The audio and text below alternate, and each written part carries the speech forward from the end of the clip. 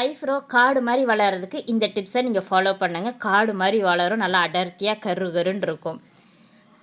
விளக்கு ஏற்றிக்கங்க. நெய் விளக்கு தான் முக்கியமானது. அகலில் கூட நீங்கள் ஏற்றிக்கலாம். விளக்கு நெய் விளக்கு திரிசல் போட்டு ஏற்றிக்கலாம்.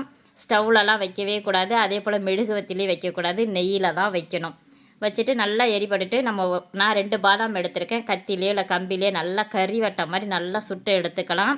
சுட்டதுக்கு பிறகு நல்லா ஆறுனதுக்கு பிறகு நல்லா ஒரு மத்து வச்சோ அப்படி இல்லைனா இடிக்கல் வச்சோ நல்லா இடிச்சிக்கலாம். நல்லா மையை இடிச்சிக்கிட்டு என்கிட்ட வந்துட்டு என்னுடைய ஹேர் ஆயிலை நான் போட்டுக்கிட்டேன். என்கிட்ட வாங்கினவங்க ஹேர் ஆயில் வச்சுருந்தீங்கன்னா நீங்கள் என்னுடைய ஹேர் ஆயில் போட்டுக்கோங்க. அப்படி இல்லாட்டினா விளக்கெண்ணெய் போட்டுக்கோங்க. விளக்கெண்ணெய் போட்டு நல்லா குழச்சி நீங்கள் தினமும் உங்களுக்கு எப்போல்லாம் டைம் இருக்கோ அப்போல்லாம் ஐஃப்ரோவில் இட்டுக்கலாம். ஒன்றும் பெருசாலாம் ஒன்றும் டிஃப்ரெண்ட்லாம் தெரியாது. நீங்கள் ஐஃப்ரோவில் வச்சுட்டு நீங்கள் எப்பயும் போல் எல்லா இடத்துக்குமே போகலாம், ஒன்றும் தெரியாது. அப்புறம் நிறைய பேருக்கு பார்த்திங்கன்னா ஒயிட் ஹேர் இருக்கும். நமக்கு வந்து டை அடிக்க டைம் இருக்காது. திடீர்னு ஒரு ஃபங்க்ஷனுக்கு போகிறோம் இல்லை வேலைக்கு போகிறோம் அப்படின்னாக்கா அந்த ஒயிட் ஹேரை ஒரு டச்சப் பண்ணுறதுக்கு, பேட்ச் ஒர்க் பண்ணுறதுக்கு இந்த ஹேர் ஆயில் சூப்பராக பெனிஃபிட்டாக இருக்கும். ஹேர் டை அடிக்க டைம் இல்லைன்னா பேட்ச் ஒர்க் பண்ணுறதுக்கு இந்த ஒரு பாதாம் ஆயில் உங்களுக்கு யூஸ்ஃபுல்லாக இருக்கும். ட்ரை பண்ணி பாருங்கள். தேங்க்யூ.